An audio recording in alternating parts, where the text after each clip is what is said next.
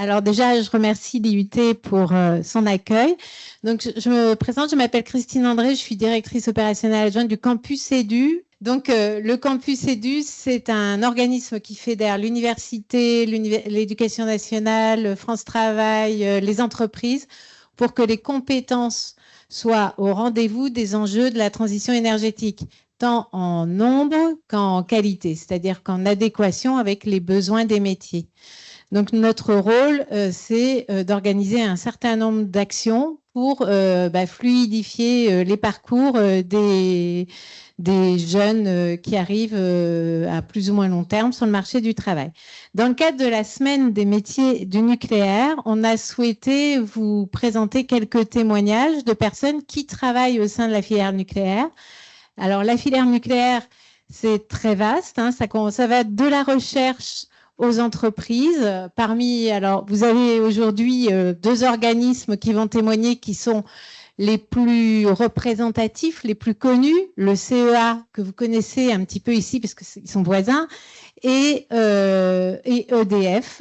Alors, EDF, c'est l'acteur majeur de la filière nucléaire, mais EDF, c'est pas le seul acteur de la filière nucléaire. Donc, vous avez entendu récemment que le nucléaire va être vraiment porteur d'avenir, puisqu'il a été réaffirmé dans le cadre de la PPE, donc la prévision pluriannuelle sur l'énergie. Et à ce titre-là, on a annoncé des recrutements massifs dans les 10 prochaines années. Vous avez entendu le chiffre de 100 000 emplois à peu près sur 10 ans, donc de 6 à 10 000 emplois par an selon les années. Donc, ce qu'il faut que vous ayez en tête, c'est que la filière nucléaire, ce n'est pas qu'EDF. Donc, EDF va recruter, mais EDF ne va pas être la seule entreprise qui va recruter. Et si ce secteur vous intéresse, je vous invite à vraiment vous documenter. Il y a de nombreux acteurs. Donc là, je vais directement passer la parole à nos témoins. Donc, on va commencer par des témoignages de techniciens au sein du CEA. Et donc, nous allons commencer avec Adam Sarrazin, qui est technicien supérieur d'essais mécaniques. Et donc, ça va peut-être un peu plus parler au BUT mesures physiques. Il y aura aussi des témoignages concernant les métiers de la chimie. Je suis Adam Sarrazin, donc je suis là devant vous pour vous présenter dans le cadre de la semaine des métiers du nucléaire, en partie à l'UT d'Orsay, donc un UT que j'ai fait. Donc, pardon. Donc, ma présentation va porter d'abord sur mon parcours, le laboratoire dans lequel je travaille actuellement et mes missions. Donc, on va balayer tout ça pendant à peu près 8-10 minutes. Pour commencer mon parcours, j'ai 24 ans actuellement, donc j'ai fait un bac S en 2018. J'avais enchaîné sur une première année de classe préparatoire aux grandes écoles PCSI à Orsay. Donc j'ai fait que la première année, puis j'ai arrêté et je me suis réorienté ensuite à un DUT mesures physiques, donc à l'IUT d'Orsay, pardon. Donc en option matériel et contrôle physico-chimique, qui m'a permis aussi d'avoir une vision large de tout ce qui pouvait se faire dans le domaine de la science et aussi qui m'a orienté vers les matériaux. Et depuis octobre 2021, donc environ, ça va faire 5 ans à la fin de l'année, je suis technicien supérieur d'essais mécaniques au CEA, donc sur le plateau de Saclay. Le CEA, c'est le commissariat à l'énergie atomique et aux énergies alternatives. L'intérêt que moi je trouve à l'entreprise, c'est qu'il y a un lien fort entre la recherche et l'industrie. C'est-à-dire qu'on ne va pas, en tout cas dans mon laboratoire, passer des millions et des millions d'éprouvettes ou d'essais, mais on va aller plus chercher un comportement et plus dans le détail de petits matériaux, de matériaux bien différents, ce qui permet aussi de varier les activités tout au long de l'année. Actuellement, je suis sur une réflexion sur une reprise d'études via le CEA pour devenir ingénieur. Ce qu'il faut savoir, c'est que les entreprises peuvent aussi accompagner dans un second temps le passage à ingénieur ou le changement dit d'annexe et donc de niveau d'études. Donc là, c'est une réflexion que j'ai actuellement et j'en vais en discuter niveau RH, mais il faut avoir en tête que c'est possible. Ce n'est pas parce que vous êtes technicien que vous êtes obligé de le rester toute votre vie. Donc là, je vous ai mis une petite photo du CEA. On est environ 10 000, de 8 à 10 000 sur le site de Saclay. Je vais maintenant vous parler de mon laboratoire. Donc, c'est le laboratoire d'études du comportement mécanique des matériaux, qu'on appelle le LC2M. Notre laboratoire se divise en 3 grandes parties. Dans un premier temps, il y a un bureau d'études qui va être la mise en plan et la, la conception d'éprouvettes suite à la réception de matière. Par exemple, vous avez en haut à gauche un coude qui est utilisé dans les centrales nucléaires, ça fait environ 1 mètre de diamètre. Donc on peut, nous, dans notre laboratoire, nous ne testons pas les grosses pièces, mais plus des parties. Donc il va falloir modéliser ce coude, par exemple, et ensuite le découper pour faire des essais sur des éprouvettes. Dans un deuxième temps, nous avons le parc machine, où nous faisons quasiment tous les domaines de la mécanique de la rupture, des essais standards, des essais originaux, dits exotiques. On balaye tout et je vais revenir plutôt sur cette partie-là, car moi, c'est vraiment mon domaine d'activité, les essais en eux-mêmes. Et nous avons aussi une partie de modélisation qui n'est pas du tout mon domaine. Je pourrais malheureusement pas vous en parler car je connais pas vraiment ce, ce domaine d'activité. Mais il y a quand même un lien entre les deux que je vais vous exposer juste après. L'objectif et notre capacité à nous, ce dont on est fier, on va dire, c'est qu'on peut expliquer et cartographier le comportement mécanique de matériaux complexes. Donc pas seulement les aciers de base, mais aussi tous les nouveaux procédés pour les nouvelles technologies, etc., etc. Concernant les essais dans mon laboratoire, nous faisons globalement tous les essais de la mécanique de la rupture. Je vous ai encadré en rouge, moi, les essais que je fais. Donc, les essais de traction, qui sont, comme son nom l'indique, des essais où on tire pour essayer de connaître la résistance du matériau, son allongement, etc., dans différentes conditions. La flexion par choc, qui est l'étude et le calcul, la mesure de l'énergie à rupture lors d'un choc. La ténacité, qui est le suivi et la connaissance de la propagation de fissures. Donc ça, voilà, c'est vraiment 3 essais que moi je maîtrise. On les fait sous accréditation du COFRAC, donc c'est-à-dire que nous suivons vraiment les normes, que ce soit de qualité ou de mise en place des essais assez stricts, et on est audité tous les ans environ. On fait aussi au laboratoire des essais de fatigue, de fluage et d'accident de perte de réfrigérant primaire, donc APRP. Ces 3 types d'essais, je ne vais pas forcément les détailler vu que ce n'est pas mon domaine, mais si besoin, je pourrais l'expliquer plus en détail. Juste pour savoir, on a le plus grand parc de fluage d'Europe, il me semble. On a plus de 125 machines. Et les essais APRP sont des essais assez rares, donc je ne suis pas sûr que beaucoup de labos les font. C'est des essais d'éclatement de gaines au cas où il n'y aurait plus d'eau dans un réacteur nucléaire. Donc l'objectif de tout ça, c'est de comprendre et de caractériser les comportements mécaniques des matériaux au niveau de l'éprouvette. D'autres labos le font au niveau de la structure, donc sur des grosses pièces. Et on a un autre labo aussi qui le fait sur la microstructure, donc sur vraiment ce qui se passe dans le matériau. Et le lien que je peux faire du coup avec la simulation dont je vous ai parlé juste avant, c'est que tous nos essais permettent d'alimenter les bases de données pour la simulation. Donc, je vais maintenant vous parler de mes deux missions dans le laboratoire et de mon quotidien. Ma mission principale, c'est responsable d'équipement. Donc, dans les grandes lignes, c'est tout ce qui va être lié à la machine et à la réalisation d'essais. Donc, il y a bien sûr tout ce qui est l'avant-essai, donc les étalonnages, les vérifications, les maintenances, etc., etc. Je vous ai mis un petit exemple d'extensomètre, qui est un outil qu'on utilise pour mesurer la déformation locale sur notre éprouvette. Vous avez aussi différents types d'éprouvettes, de gauche à droite, les éprouvettes de traction, de flexion par choc et de ténacité. Nos essais, nous, comme je le disais, c'est vraiment très varié vu que c'est des activités de recherche. Donc, on a énormément de conditions, que ce soit au niveau de la vitesse ou même de la température, donc de moins 150 à environ plus 1200 degrés. L'intérêt de ce travail aussi en tant que responsable d'équipement, c'est d'accompagner et de former les stagiaires ou les thésards qui veulent réaliser des essais. Donc, ça permet aussi d'avoir beaucoup de contacts humains. Et ce contact humain, on le retrouve aussi dans un travail en binôme avec un ingénieur responsable moyen d'essai, donc qui lui centralise toutes les demandes et et toutes les questions qu'on peut avoir ou les essais à faire. Donc, pour faire une rétrospective, actuellement, je suis RE de 9 machines et je suis responsable de tout ce qui est les essais, les équipements de traction et de ténacité. Et je l'ai été en flexion par choc, mais maintenant je ne suis plus que suppléant. Donc, je suis en traction depuis à peu près 3 à 4 ans et ténacité depuis 2-3 ans. Donc, pour résumer, au quotidien, ce que ça fait, il y a beaucoup de sollicitations, beaucoup de contacts humains, de déplacements dans le laboratoire, c'est-à-dire qu'on est peu, personnellement, moi je suis peu à mon bureau, je suis souvent en mouvement, à faire des essais, aller à droite à gauche entre les machines. Donc, personnellement, je trouve ça plutôt intéressant. Et ça permet aussi de diversifier ses activités. Pour diversifier ces activités, j'ai aussi mon autre mission, qui est le responsable de stockage matière. Dans notre laboratoire, on a 2 zones de stockage. Je vous en ai mis une en exemple en bas, sachant que les racks que vous voyez font environ 3 mètres de haut. Donc, comme on fait beaucoup d'essais, qu'on est le laboratoire dans le service qui fait tout ça, on a besoin d'avoir des espaces de stockage et donc de les maintenir rangés et de connaître l'inventaire. Donc, mon rôle dans ce stockage, c'est de justement gerber donc manutentionner les palettes et les matières que nous avons, donc avec des chariots, des transpalettes ou des gerbeurs, ce que vous avez sur les images en bas. Donc j'ai dû passer des permis et des formations pour cela. Donc on est peu à le faire au laboratoire et moi je suis responsable de ça. Il y a aussi un suivi des flux et des inventaires assez régulièrement pour pouvoir, pour pouvoir connaître ce qu'on a, sachant qu'il y a des matières qu'on garde depuis plus de 20 ans et qui sont amenées à rester là pendant encore au moins 20 à 30 ans.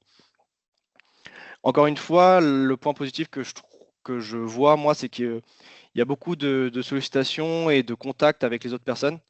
Dès qu'une personne dans le service a besoin de matière ou de quoi que ce soit, elle passe par moi et vient me voir. Et on fait aussi des travaux de manutention qui sont faits en équipe pour des raisons de sécurité et qui permettent aussi de varier des essais, donc de sortir aussi de la routine. Et c'est important, je trouve, à mon sens, car ça permet de voir différentes choses. Donc, pour conclure, mes deux missions sont vraiment axées globalement aussi sur la recherche, mais aussi il y a vraiment un contact humain, un partage. La chance que j'ai dans mon laboratoire, c'est qu'il n'y a pas vraiment de hiérarchisation entre les techniciens et les ingénieurs, mais c'est plus un travail en binôme, en commun. Et la plupart n'hésitent pas à venir voir pour les compétences qu'on a, donc plus des compétences techniques, alors qu'ils ont plus des compétences théoriques, et je trouve que c'est intéressant de pouvoir lier les deux. Je vous remercie pour votre attention et j'espère que ça vous a intéressé. Merci beaucoup d'avoir tenu le timing. J'ai la parole à Elinoa, qui est aussi au CEA. Merci beaucoup. La parole à Elinoa du CEA. Elinoa, c'est à toi. Ok, alors bonjour à tous, j'espère que vous m'entendez tous bien et que vous me voyez bien. Parfaitement. Ok, super. Alors, je vais vous partager mon écran. On a la présentation, on peut non? Ah oui, mais j'ai changé 2-3 trucs. Donc, non, on a un petit souci, donc partage. Ok, c'est parfait. Donc, est-ce que vous voyez bien mon partage? Alors. Il arrive, oui, c'est bon. Ok, c'est parfait. Ok. Super. Alors, moi, je me présente. Je m'appelle Elinoa Sebag. Je suis technicienne supérieure en sciences des matériaux au sein du CEA et plus précisément au laboratoire LTMEX. Et en fait, je vais vous présenter un petit peu grossièrement le métier de technicien en métallurgie des poudres, qui est un domaine innovant, mais peu connu et qui va prendre de plus en plus de place dans l'innovation pour ces années à venir. Donc, je vais peut-être commencer par vous présenter un petit peu mon parcours. Donc, j'ai commencé par un DUT mesures physiques, spécialité contrôle physico-chimique et matériaux au sein de l'IUT de Paris-Pajol, donc composante de l'Université Paris-Cité, où j'ai effectué un stage en métrologie et en analyse médicale. Donc, pour parler un petit peu de ce stage, c'était quelque chose de très redondant et qui visait simplement à valider mon année et qui m'a pas particulièrement marqué parce que c'était majoritairement un stage Excel, quoi. Donc, c'était pas quelque chose de très intéressant. Par la suite, j'ai voulu approfondir ce côté matériaux qui m'avait énormément plu en DUT mesures physiques. Donc, j'ai effectué une licence professionnelle en formulation industrielle. Sauf que dans cette licence, c'était essentiellement les matériaux au sens superficiel du terme. Donc, c'est pas quelque chose qui m'a vraiment accroché au domaine. Mais par contre, l'alternance que j'ai effectuée en parallèle en génie chimique et en matériaux, chez Novéal, donc filiale du groupe L'Oréal, a été très enrichissante, très diversifiée parce que j'ai énormément appris autour des techniques des matériaux, en granulométrie, en MEB, en microscopie optique en général, en DSC, autres techniques, même en analyse, en chromatographie, etc. Donc c'était vraiment une année très enrichissante et peuplée de plusieurs techniques de chimie. Par la suite, je suis rentrée directement en 3e année de but chimie, matériaux et produits formulés ici même, donc où vous êtes actuellement, à l'IUT d'Orsay. Et j'ai effectué un stage en matériaux et en physique des particules, principalement en FIB, donc les techniques des ions focalisés, au C2N, donc filiale du groupe CNRS. Donc, pour vous présenter un petit peu ce que je fais ici au CEA, donc il y a une grande partie qui est consacrée à l'élaboration et un petit peu à la formulation des poudres au sens large, où on va partir en fait d'alliages formés au four à arc électrique. Donc ça, c'est pas quelque chose que je fais parce que c'est quelque chose qui est assez dangereux et en fait, on a un technicien qui est entièrement formé là-dessus depuis des années et qui s'en occupe très bien. Moi, ce que je fais, c'est que je récupère ces alliages, je les concasse à la presse hydraulique. Donc c'est un travail qui se fait en boîte à gants, j'y reviendrai juste après. Et une fois qu'on a ces espèces de petites pépites là que vous voyez, je les dispose dans le mini broyeur qu'il y a à droite. Donc c'est ce qu'on appelle une pulvérisette. Et ça part en broyage sur 72 heures avec une certaine amplitude d'oscillation, c'est 1,4 mm. Et en gros, c'est un système où on va avoir une succession d'impacts et de frictions de la matière, ce qui va permettre la fragmentation des particules, des petites pépites grossières issues de l'alliage, et qui va permettre de former une poudre fine prête à être caractérisée par la suite. En sachant que ce travail n'est pas fait dans le vide, c'est pas pour des ingénieurs qui travaillent avec moi ou quoi que ce soit, c'est parce qu'on travaille en partenariat avec un industriel de l'aérospatial qui a des exigences en termes de granulométrie, en termes de microstructure de la poudre, en termes de morphologie, d'oxydation, etc. Donc il y a énormément beaucoup de tests, on va dire, en amont, après avoir fait cette élaboration. Donc c'est un travail qui s'effectue en boîte à gants. Pourquoi? Parce que les poudres sont très réactives à l'air. Et comme elles sont très réactives à l'air, on travaille sous argon, qui est un gaz inerte, donc qui empêche toute oxydation ou dégradation de la poudre. Par contre, lorsqu'on veut caractériser ces poudres, on les passive. Donc en fait, il s'agit de... En général, c'est tout le temps moi qui m'occupe de ce genre de choses. Enfin, tout ce que je vous explique, c'est c'est moi qui le fais. C'est une journée type, on va dire. Je vais prendre les flacons de poudre que j'aurai récupérés à la fin du broyage. Et je vais y intégrer de l'air progressivement dans le flacon. Et ensuite, je pourrai faire des analyses derrière de granulométrie, les caractériser au MEB, faire du polissage dessus pour avoir une meilleure idée, une meilleure vision de la microstructure. Et c'est à chaque fois le même cheminement en fonction des alliages et des compositions chimiques. Donc, après avoir fait tout ça, on passe à la caractérisation. Donc, ça passe par le MEB, globalement. Et c'est une technique qui me plaît énormément parce qu'en fait, avec quelques images, on a énormément d'informations. Donc, par exemple, pour le mode SE, donc électron secondaire, on a des informations sur la morphologie des grains. On a des informations sur la taille des grains également. Donc, on a une idée globale, en fait, de la structure qu'on observe, de la poudre qu'on observe. Et avec le mode rétrodiffusé, donc celui de droite, on a des informations sur la composition chimique. Et c'est intéressant parce qu'on peut approfondir cette dernière avec la méthode EDX. Et ça nous donne pas mal de données, en fait, sur la poudre à traiter. Et on peut évidemment moduler un petit peu en fonction des exigences de l'industriel et tenter de faire d'autres formulations de poudre avec d'autres compositions pour essayer de se rapprocher un petit peu plus de ce qui est recherché. Donc par la suite, j'effectue de la granulométrie. Donc bon, j'ai rappelé un petit peu le principe à gauche comme pour la slide MEB, mais c'est vraiment juste pour avoir une idée un petit peu théorique de ce que c'est. Donc pour la granulométrie, donc voilà, on envoie un faisceau laser dont les particules vont diffracter la lumière sous un angle inversement proportionnel, pardon, à ce faisceau laser. Ce faisceau va atteindre le module optique, puis le détecteur, et on aura alors les valeurs de diamètre qui apparaîtront. Avec les distributions granulométriques qu'on obtient à la fin, moi je repère 3 valeurs essentielles, donc les D10, D50 et D90. Pour ces valeurs-là, par exemple, le D10, ça signifie simplement qu'il y a 10% de grains dans la poudre qui se situe à environ 7 microns. Et en fait, avec ces 3 valeurs, j'ai une idée globale de la distribution de taille des particules pour chaque essai que je fais, donc chaque poudre broyée. Une autre mission que j'ai toujours en analyse chimique qui est assez insolite parce que c'est pas quelque chose qui se fait, par exemple, enfin du moins j'ai pas eu l'opportunité de le faire en TP ou de l'étudier à l'IUT ou à la fac en général. Mais ce qu'on peut faire, c'est faire des analyses chimiques d'oxygène, azote et hydrogène. Et l'idée, c'est d'avoir une idée de la contamination en site interstitiel des poudres. Donc, en fait, le principe est simple. On fait fondre dans une capsule en étain ou en nickel, selon le matériau, la poudre qu'on veut analyser. Il y a alors un dégazage d'oxygène, des gaz contenus dans la poudre, en fait, qui vont atteindre ensuite le détecteur avant d'avoir été absorbés par un absorbant de CO2.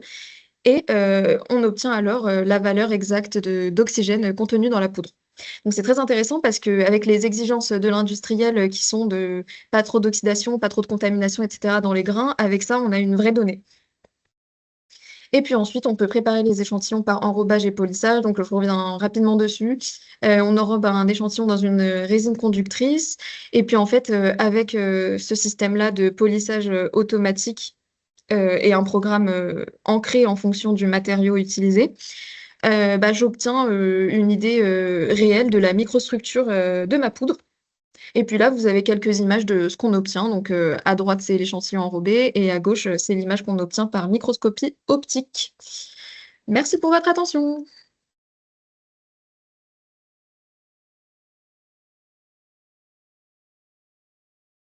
Peut-être, Elinoa, vous avez encore un petit peu de temps, quelques mots pour ce qui vous plaît ou vous plaît moins dans votre travail.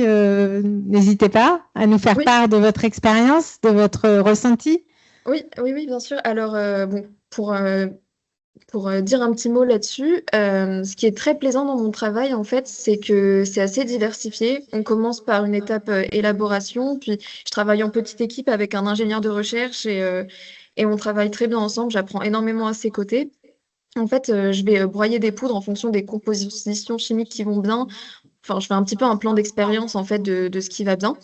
Et ensuite, ce que j'aime, en fait, c'est l'idée de caractériser ensuite les poudres et d'avoir de la donnée, de tout retranscrire et de faire un petit peu une sorte de cartographie de toutes les données et d'en tirer le meilleur pour optimiser le meilleur essai. Et en fait, c'est très varié parce que c'est jamais la même composition chimique, c'est pas tout le temps les mêmes alliages, donc c'est vraiment très, très intéressant et je passe mes journées en laboratoire, je vois pas le temps passer, c'est vraiment cool.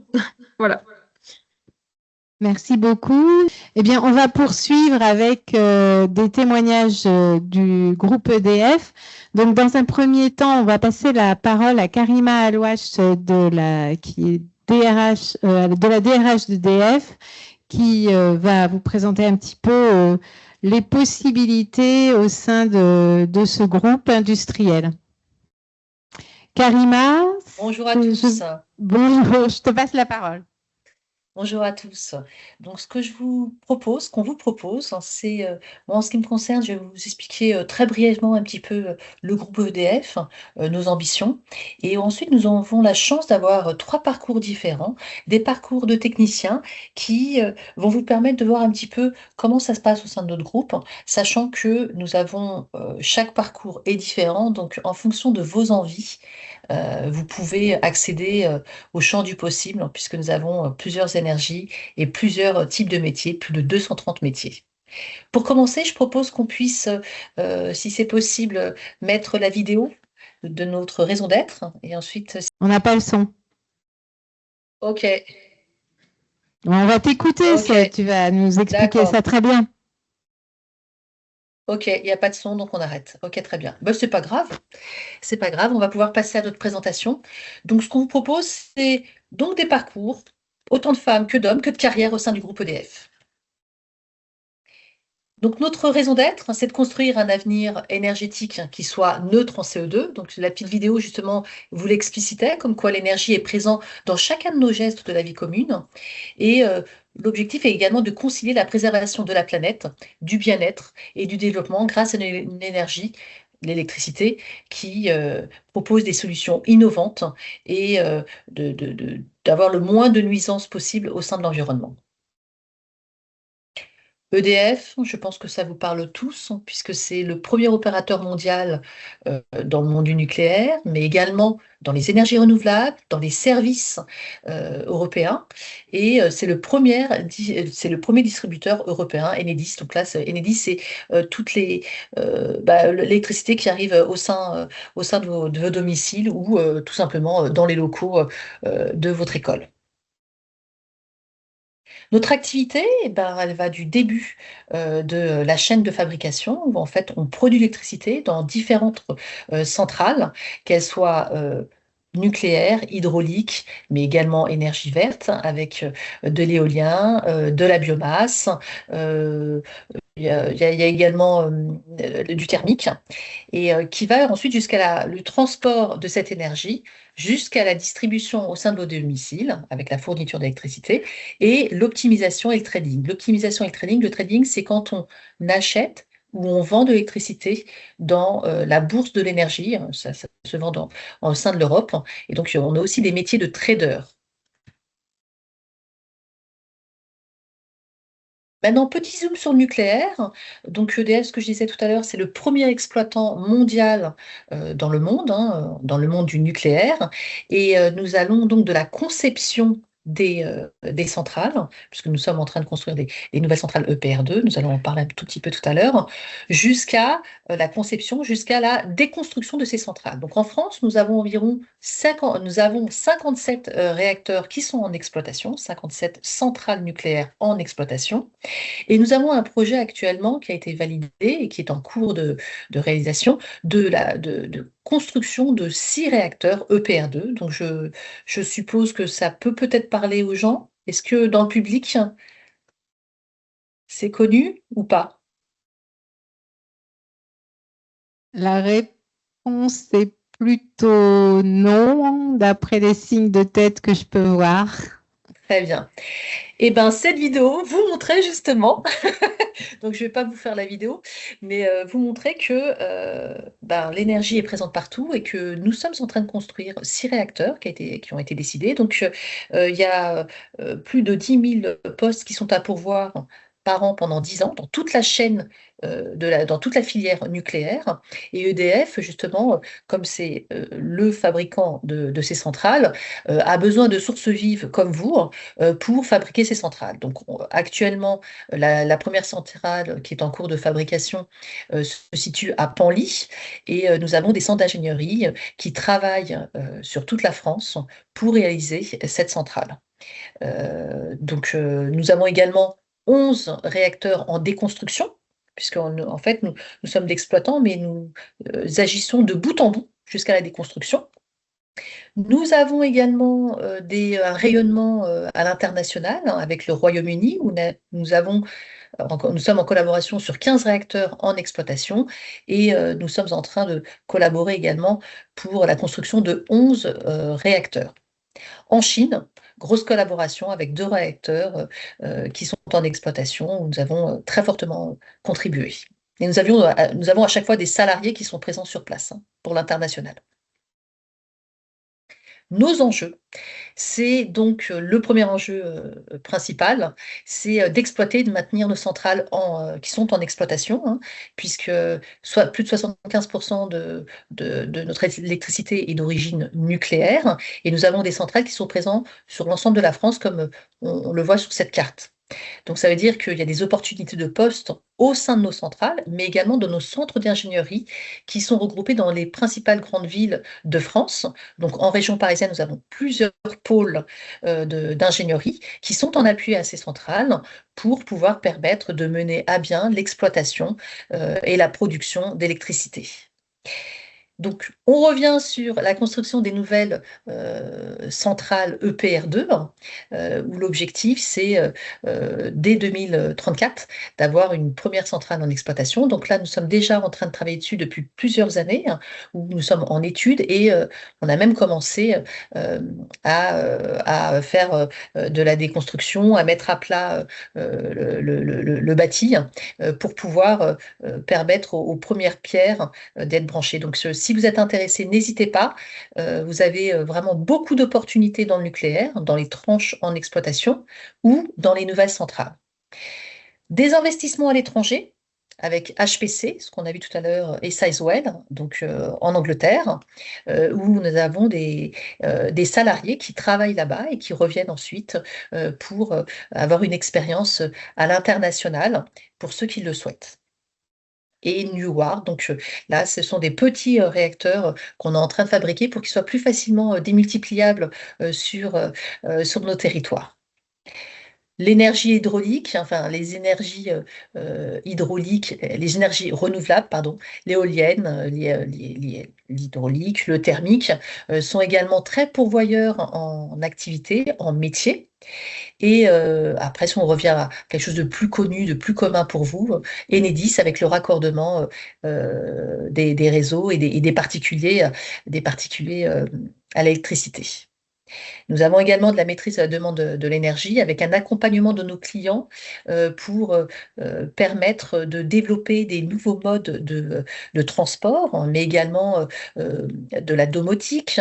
Enfin, il y a plusieurs champs d'activité qui nous permettent en fait d'être présents partout et d'avoir des collaborateurs absolument partout en France et dans de nombreux pays. Nous sommes présents dans plus de 23 pays dans le monde. Les métiers, partout au niveau, là, je me suis arrêtée au niveau national, j'ai fait un zoom sur le national et sur la Grande-Bretagne. Donc là, vous avez cette carte qui vous permet de voir où sont les principales centrales et nos sites en rouge, nos principaux centres d'ingénierie.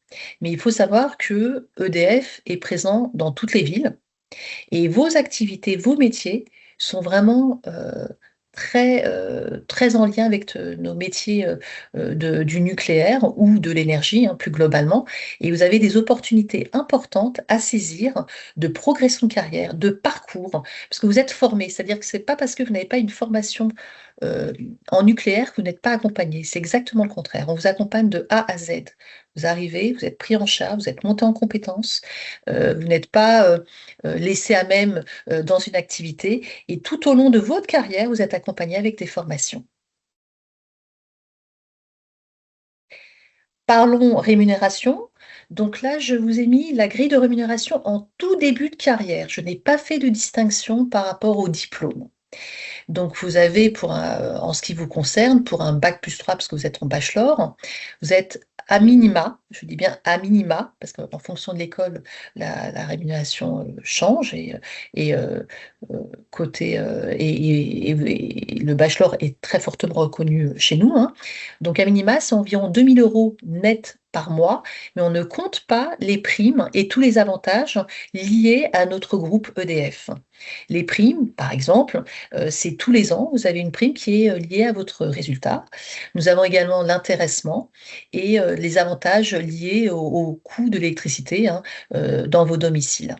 Et je ne parle pas des 35 heures, des forfaits, je ne parle pas de tout ça. Donc, en fait, là, je vous ai mis très à sec uniquement le salaire, mais en termes de compétitivité par rapport à nos collègues de l'industrie, hein, nous présentons vraiment beaucoup d'intérêt puisque nous proposons en plus des parcours professionnels riches et qui dépendent uniquement de votre envie, où vous voulez vous exprimer. Vous pouvez par exemple commencer dans un domaine technique et peu à peu vous aller dans des domaines autres comme le trading ou aller côté ressources humaines. Enfin voilà, vous avez vraiment des possibilités très importantes au sein du groupe et tout au long de votre carrière, vous êtes formé.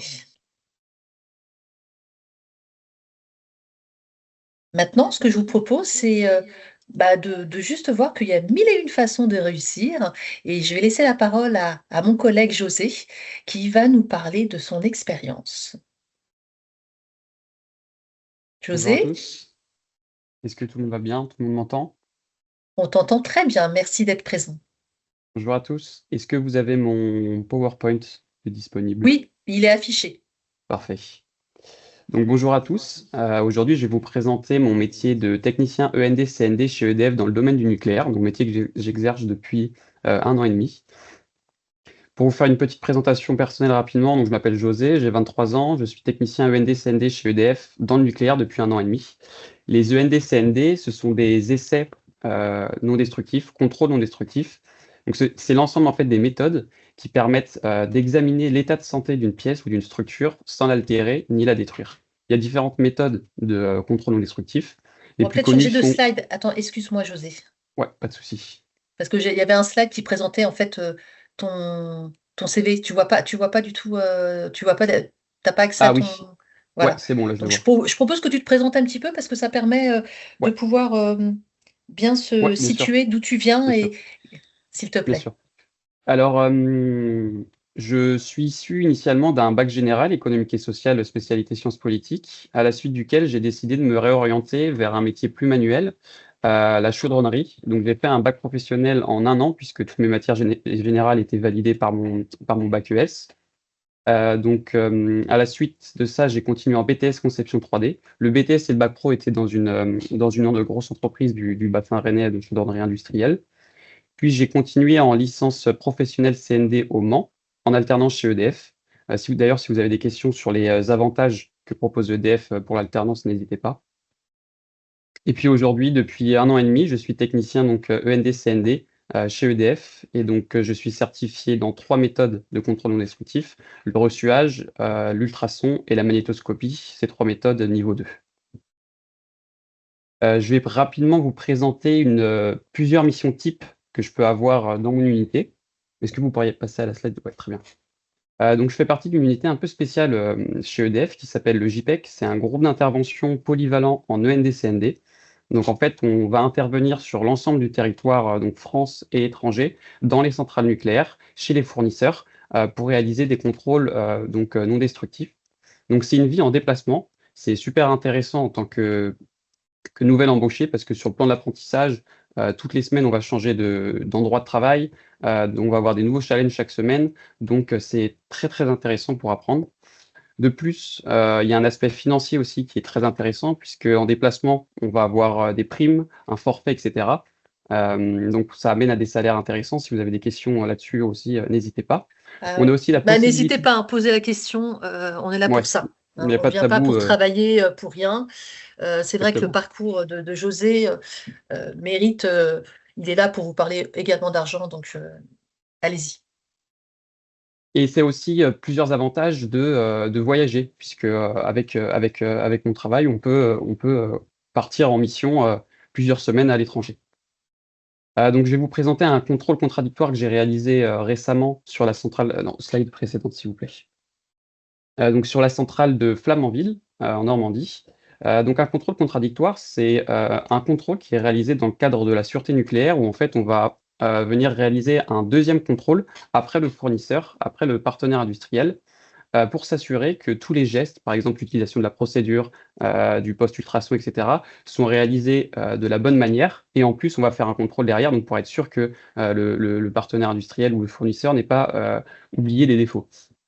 Donc là, vous voyez sur la photo de gauche, c'est un générateur vapeur, c'est un des composants essentiels de la centrale nucléaire. Et donc, on voit que sur la sur la photo de droite, on est en train de contrôler en fait le closer, c'est la soudure finale du générateur vapeur qui est au-dessus du générateur vapeur. Là, c'est la petite tubuleur qu'on voit sur la photo de gauche. Et donc là, on est en train de contrôler en ultrason cette soudure. Slide suivante, s'il vous plaît. Autre mission, donc là, c'est la mission sur laquelle je suis actuellement. Donc encore un contrôle contradictoire en ultrason, dans une entreprise du bassin bordelais. Donc là, la mission était de contrôler les consoles de pompes-polaires des centrales nucléaires. Donc à gauche sur la photo, vous voyez entouré en rouge, la console du pont-polaire, c'est les petites structures qui soutiennent le rail sur lequel vient se poser le pont polaire. Et le pont polaire, c'est un palan gigantesque qui va venir soulever des composants lourds comme le générateur vapeur, par exemple, ce que je vous ai montré avant. Et donc là, vous me voyez après sur les photos, c'est moi-même où je suis donc dans la console de pont polaire en train de réaliser un contrôle ultrason. Alors pourquoi j'ai choisi la voie des CND? Tout d'abord, je trouvais que c'était un métier super intéressant sur le plan physique. On a des phénomènes physiques, divers et variés, comme, les ultrasons, le ressuage, la magnétoscopie, la radiographie, les courants de Foucault et cetera. Et donc c'est très plaisant de travailler avec des phénomènes physiques, aussi intéressants. On a aussi, une possibilité d'évolution quasiment infinie. Là, actuellement, je suis technicien niveau 2, donc en ultrason, magnéto et ressuage, mais on peut, très vite évoluer, comme, vous l'a dit Karima, vers d'autres, métiers, comme par exemple les référents techniques qui, eux, vont plus aider les techniciens avec leur expérience. On a aussi des métiers, d'experts qui, eux, vont apporter leur expertise. Après, on peut même avoir des métiers de recherche. On a maintenant des méthodes de contrôle non destructif avancées avec les ultrasons avancés, la radiographie avancée et cetera. C'est aussi un secteur très porteur. Il y a largement plus d'offres d'emploi que de techniciens et c'est en pleine expansion. Donc, comme vous a parlé Karima, on a les EPR2 qui vont arriver prochainement, donc énormément de travail. Là, je vous parle du domaine du nucléaire, mais c'est le métier de contrôleur non destructif. Il existe dans plein d'autres domaines. Par exemple, on a le porte-avions, le nouveau porte-avions qui va bientôt être construit. Et donc, c'est vraiment un milieu dans lequel il y a beaucoup de travail. Et je trouve qu'aujourd'hui, c'est super important d'être en position de force sur le marché de travail parce que c'est plus comme ce qu'a connu nos parents, c'est plus aussi facile qu'avant de trouver du travail. Et donc, je trouve ça important d'être en position de force aujourd'hui. De plus, comme je vous ai dit, moi, mon unité, le JPEC, on a la possibilité de travailler dans le monde entier. Donc, on a des missions en Italie, en Allemagne, en Pologne, au Japon, en Espagne. Donc, ça permet aussi de voyager si on souhaite. Et puis, il y a aussi le salaire, donc comme je vous ai dit, qui, grâce au déplacement, peut amener à des montants assez conséquents. Donc, c'est pas négligeable. C'est combien? Voilà. En moyenne, je dirais que je gagne environ 3 500 € par mois, mais ça peut être plus, ça varie en fonction des déplacements, parce que moi, je suis encore jeune embauché, donc je peux passer du temps au bureau. Donc là, je suis pas en déplacement, mais un mois complet en déplacement, on est à des salaires autour des 5 000 € par mois. Alors, José, je crois que tu fais un peu rêver, donc c'est peut-être pas. Alors, c'est un cas particulier quand même. Hein. Il vous a expliqué les contreparties associées à cette rémunération. Je pense que ce n'est pas représentatif quand même. Vous l'avez vu et Karima a été transparente. Pour autant, c'est une possibilité. Il y a des contreparties associées. Peut-être que ce serait intéressant aussi que tu dises un mot des perspectives d'évolution, des perspectives de spécialisation que tu peux avoir. Bien sûr, moi je souhaiterais, là, comme je vous ai dit, j'ai donc des niveaux de CoFREN, c'est des certifications de méthodes de contrôle non destructif. Actuellement, je suis certifié dans niveau 2 dans 3 méthodes. Et après, j'aimerais bien, par exemple, me certifier en niveau 3. Donc là, c'est plus dans le domaine de l'expertise. Après, pourquoi pas reprendre les études aussi. Chez EDF, comme vous l'a dit Karima, c'est tout à fait possible pour pouvoir faire des passages cadres. Donc soit une reprise d'études d'école ingénieur, soit un passage cadre en interne. Donc c'est pas parce que là je commence technicien aujourd'hui que je vais rester technicien toute ma vie à faire du déplacement, etc. Là c'est très bien pour commencer, c'est très intéressant, mais il y a tout à fait la possibilité d'évoluer, même d'évoluer très haut, même aller jusqu'à la recherche après, etc. C'est tout à fait possible. Et on n'est pas obligé d'être en déplacement dans des centrales. D'accord? Bien sûr. Donc là, José, justement, on vous montre Ça fait combien d'années que tu es chez EDF? Alors 2 ans et demi avec mon année d'alternance, mais en CDI, ça fait 1 an et demi. 1 an et demi avec une stimulation perpétuelle. Tu as fait le choix d'être justement en déplacement, d'avoir des activités différentes. Donc, c'est challengeant. Et tu sens quand même que tu apportes quelque chose quand tu arrives le matin. C'est quoi ton... Bien sûr, ce que je trouve super, c'est que c'est un métier qui a du sens. Par exemple, je vous parlais du contrôle de la dernière soudure du générateur vapeur de Flamanville. Donc cette soudure, en fait, c'est le closer, c'est la soudure qui vient terminer le générateur vapeur dans la centrale. Et du coup, quand je contrôle la dernière soudure de ce générateur vapeur d'une centrale nucléaire qui, à elle seule, va alimenter des centaines de milliers de foyers avec une énergie bas carbone, pour moi, c'est un résultat concret et je trouve que c'est top. Merci beaucoup, José, pour ce témoignage transparent. Avec plaisir. Maintenant, on va avoir Emma qui va pouvoir nous parler de son cursus. Oui, alors là, on a le plaisir vraiment, et je la remercie, d'accueillir Emma. Donc, Emma, vous la connaissez. Elle est avec vous au sein de l'IUT. Elle est aussi en centrale nucléaire. Et Emma, tu as bien voulu venir témoigner. Je t'en remercie vivement. Alors, bonjour à tous. Donc, je m'appelle Emma Goès. Je suis actuellement en 3e année ici à l'IUT en BUT de chimie. Donc, je suis là un petit peu pour vous parler un petit peu de mon parcours en tant qu'alternante chimiste dans une centrale nucléaire. Donc, après mon bac général, j'ai décidé d'intégrer l'IUT d'Orsay pour faire un BUT de chimie. Où je me suis spécialisée après à partir du S4 dans le parcours analyse, contrôle qualité et environnement. Donc, je suis chez EDF depuis quasiment 1 an. Donc, j'ai commencé en intégrant EDF pour mon stage de fin de but 2. Et ensuite, j'ai continué mon contrat avec un contrat d'alternance d'1 an dans la même centrale. Donc, moi, je travaille à la centrale de Saint-Laurent-des-Eaux. Donc, c'est dans le Loir-et-Cher, entre Orléans et Blois. Et je travaille spécialement dans le laboratoire environnement. Donc, c'est un laboratoire qui est très important parce que c'est un laboratoire qui va réaliser des contrôles et des analyses sur tous les déchets liquides et gazeux qui sont générés par la centrale et qui vont ensuite être rejetés dans l'environnement. Donc, faut savoir que lors de la production de l'énergie, une centrale, ça va produire des déchets liquides et gazeux. Et donc, c'est important de pouvoir les contrôler. Vous vous doutez bien, ces rejets sont extrêmement contrôlés, ils sont encadrés, d'abord par EDF, mais aussi par des entités supérieures. Donc, dans le nucléaire, c'est l'ASNR qui va vraiment venir cadrer et pour limiter les déchets, que ce soit chimiques ou radiochimiques. Et donc, nous, en tant que chimistes, on va venir réaliser ces contrôles pour attester que la centrale et les déchets ne vont avoir aucune conséquence sur l'environnement. Donc, pendant mon stage, moi, j'ai travaillé sur l'étude de l'analyse du bore sur ces déchets liquides par spectrométrie d'absorption moléculaire. J'ai vu pas mal tout ce qui était les exigences techniques, mais aussi normatives qu'impose le nucléaire. Le contrôle qualité dans le nucléaire, donc que ce soit pour les rapports avec l'ASNR dont je parlais tout à l'heure, mais aussi avec l'accréditation COFRAC. Donc le laboratoire est accrédité COFRAC. Pour vous expliquer rapidement, c'est une reconnaissance externe qu'on attribue au laboratoire pour assurer sa conformité dans les process qu'il utilise, mais aussi dans les résultats qu'il va donner. Donc, c'est quelque chose qui est très strict et donc c'est très intéressant à étudier. Et du coup, ensuite, pendant mon alternance, donc actuellement, là, je suis plutôt tournée côté métrologie.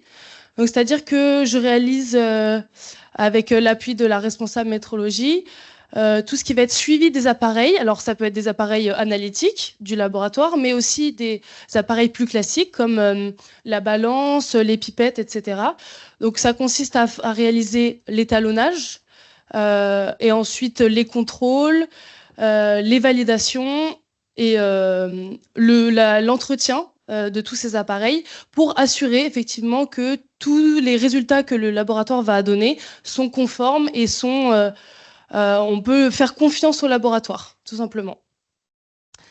Donc, c'est vrai que j'ai pu découvrir le monde du nucléaire, qui est un domaine qui est très nouveau en tout cas, moi, en tant que chimiste, le nucléaire, c'était quelque chose que je connaissais pas du tout. Donc, j'ai vu plein de nouveaux aspects. Bien sûr, j'ai pu m'améliorer en tant que chimiste, travailler dans un laboratoire. Voilà, on apprend toujours de nouvelles choses dans un nouveau laboratoire, mais voilà, ce côté nucléaire est vraiment très intéressant. Je fais pas mal de visites sur le terrain, que ce soit dans le cadre de mon travail, de la métrologie, mais aussi pour découvrir plein d'autres choses. C'est aussi le nucléaire, il m'a vraiment appris à devenir rigoureuse et précise. Comme j'ai dit tout à l'heure, c'est un domaine qui est assez encadré, qui est assez strict. Et donc, il faut apprendre à pouvoir donner des valeurs, donner des résultats qui soient fiables. Et pour ça, il faut être rigoureux, il faut savoir ce qu'on fait, pourquoi on le fait et comment on le fait pour que ce soit le mieux possible. C'est vrai qu'il y a quelque chose qui m'a pas mal marqué dans le nucléaire, c'est le travail d'équipe. C'est quelque chose qui est très important et je pense que là, moi, je parle en tant que salarié EDF. Moi, c'est cette expérience que j'ai. Mais c'est le point de vue des autres et c'est quelque chose qui est très mis en valeur. Même moi, en tant qu'alternante et en tant que stagiaire avant, on nous demande notre avis, on demande de nouveaux points de vue. C'est hyper intéressant pour ne pas rester bloqué sur un point de vue. et s'ouvrir aux autres. Et chacun a sa parole, chacun est écouté. On fait beaucoup de réunions entre équipes et ça se passe toujours super bien. Il y a toujours une super ambiance et ça, c'est vraiment quelque chose qui caractérise, moi, en tout cas, mon labo dans lequel je travaille actuellement. Et puis voilà, c'est vraiment une super première expérience, tant sur le plan technique, on apprend plein de choses, etc., mais aussi sur le plan personnel. On l'a dit tout à l'heure, il y a beaucoup de manières de progresser, etc. Moi, j'ai eu la chance de faire des formations en radioprotection, par exemple. Et ça, c'est vrai que sur le plan professionnel général, EDF apporte beaucoup. Voilà. Merci beaucoup de m'avoir écouté. Merci beaucoup, Merci. vous pouvez l'applaudir. Merci beaucoup, très intéressant. On a un dernier témoignage et puis on enchaînera sur quelques questions si elles se manifestent. Donc je passe la parole à Emmanuel. Bonjour à tous, Emmanuel Février, j'ai 38 ans et je suis étudiant au sein de l'Université Paris-Saclay. Du coup, je vais revenir par la suite, mais du coup, depuis septembre, j'ai entamé une école d'ingénieur et un passage cadre grâce à l'entreprise. Donc, je vais vous parler de mon parcours scolaire. Moi, j'ai fait un BEP, un bac pro et un BTS en maintenance industrielle. Et dès la sortie de mon BTS, j'ai travaillé 1 an sur l'usine de retraitement des déchets d'Orano. Donc, c'est une usine qui retraite des déchets nucléaires. Et du coup, c'est des travaux où je faisais beaucoup d'instrumentation, donc de réglage de capteurs. Et suite à cette première expérience, j'ai eu envie de rejoindre un groupe plus grand et un groupe que je jugeais plus diversifié. Du coup, j'ai postulé à diverses annonces sur EDF Recrute. Et en 2010, du coup, j'ai passé plusieurs entretiens et j'ai été embauché en tant que technicien de maintenance à Strasbourg, donc de l'est de la France. Je passais de Cherbourg, donc de ma maison à Cherbourg au Grand Est, à 800 km à l'Est. Et du coup, pendant 5 ans, j'ai travaillé en tant que technicien de maintenance. Donc, je faisais la maintenance sur les barrages hydrauliques pour EDF. C'était hyper intéressant. Pendant la première année, j'ai été formé pendant 3 ou 4 mois à travers divers stages, donc sur la maintenance, sur la mécanique, sur la conduite des ouvrages. Et suite à cette première expérience dans l'hydraulique, la maison et ma famille me manquaient. Et du coup, j'ai souhaité me rapprocher de ma région de cœur. Et c'était une super opportunité parce que c'était le moment de la construction de l'EPR de Flamanville. Du coup, j'ai rejoint l'EPR de Flamanville avec une petite promotion au passage en tant que chargé d'affaires. Et du coup, pendant 4 ans et demi, du coup, j'étais responsable de certains contrats des montages de l'EPR. Donc, je suivais des contrats de montage mécanique. Et pareil, c'était une nouvelle expérience dans laquelle j'ai été accompagné, formé par l'entreprise. Et suite, la construction de l'EPR arrivant à sa fin, du coup, j'ai basculé cette fois-ci côté exploitation.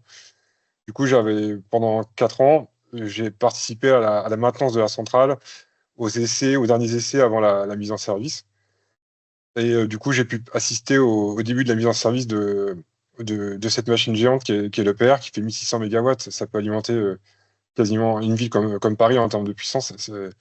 C'est vraiment la centrale la plus puissante d'Europe. Et du coup, suite à cette expérience, j'ai eu l'opportunité de rejoindre un centre d'ingénierie au sein d'EDF, dans lequel nous travaillons du coup en expertise pour le parc nucléaire et le parc thermique.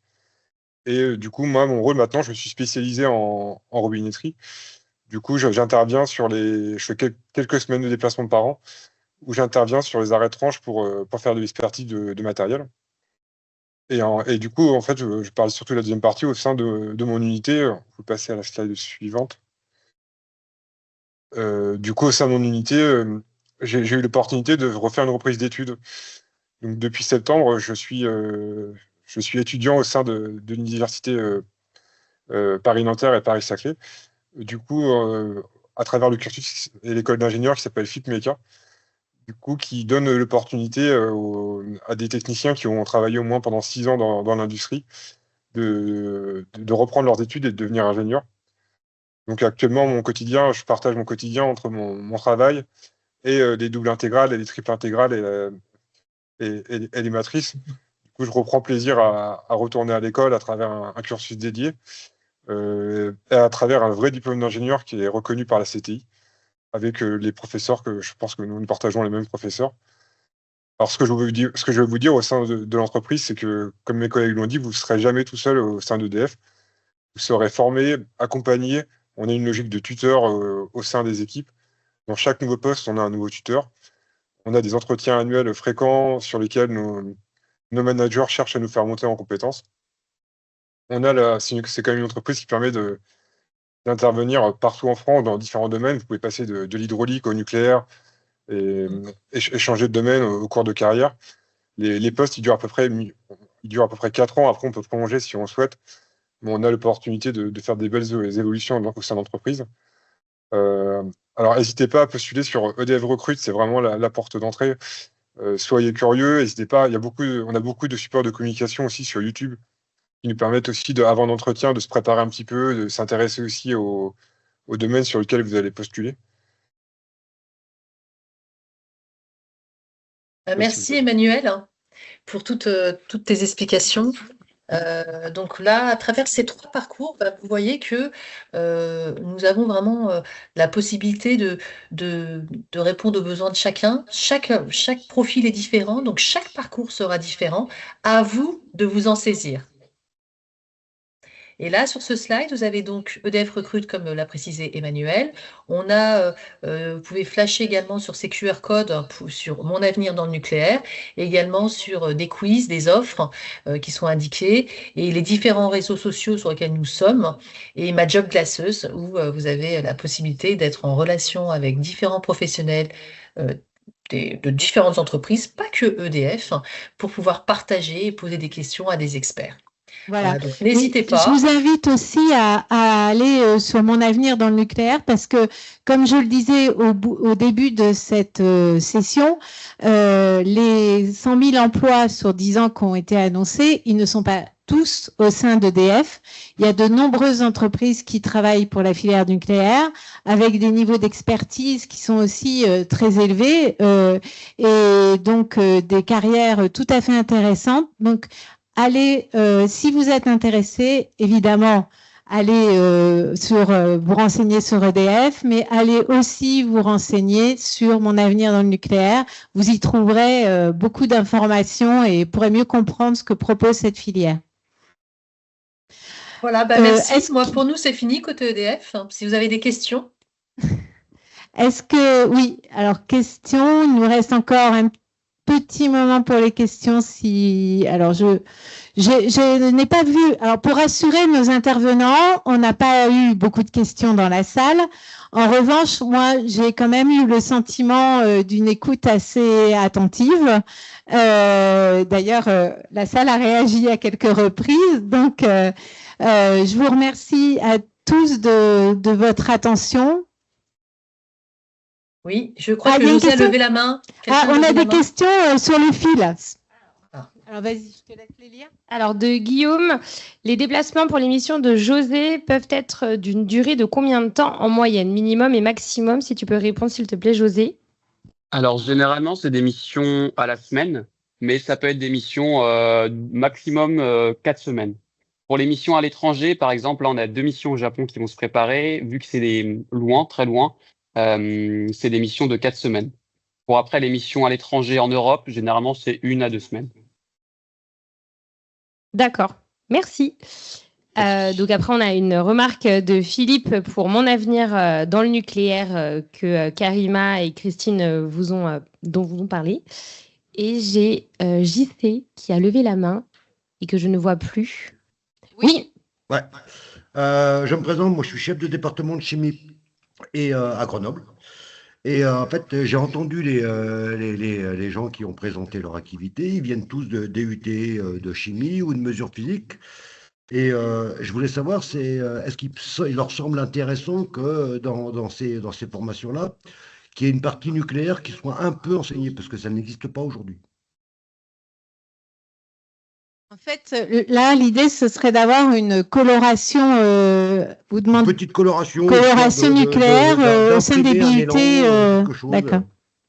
pour quelques étudiants. Par exemple. Je vois Emma qui est au premier rang et qui opine. Donc, là, peut-être on peut laisser nos témoins. S'il y a quelqu'un dans les témoins qui souhaite. Emma, elle nous dit que ce serait intéressant. Tu peux argumenter. Ça t'aurait aidé? Oui, je pense que c'est un domaine qu'on connaît pas du tout et qui est très intéressant. Nous, en tant que chimistes, il y a de la chimie dans la radioactivité, tout ce qui est radiochimie, etc. Je dis pas que ça plairait à tout le monde, mais moi, de mon expérience personnelle, moi, j'aurais beaucoup aimé avoir des cours une option, voilà, seulement. Une option ou je dirais une coloration. Voilà. Nous, en mesure physique à Orsay, il y a 8 heures de TP et 1h30 de cours sur le nucléaire, sur les plateformes pédagogiques qu'on a dans la vallée. Et les étudiants sont très, très contents. Ouais. D'accord, ok. Merci beaucoup. Alors moi, je voulais juste ajouter qu'on vous a quand même présenté des parcours qui étaient beaucoup sur le terrain. Mais nous avons également beaucoup de postes à pourvoir dans les centres d'ingénierie qui sont en appui aux centrales. Donc, ça veut dire que là, en Île-de-France, vous avez au niveau de Saint-Denis, à Cap-en-Père, vous avez également en région, quand on se zoome uniquement sur le nucléaire, vous avez en région Marseille avec la DIPDE, vous avez Tours, vous avez Lyon. Voilà, les grands pôles économiques français sont représentés dans le nucléaire. Il y a des présences importantes dans les centres d'ingénierie. Merci à tous de votre attention.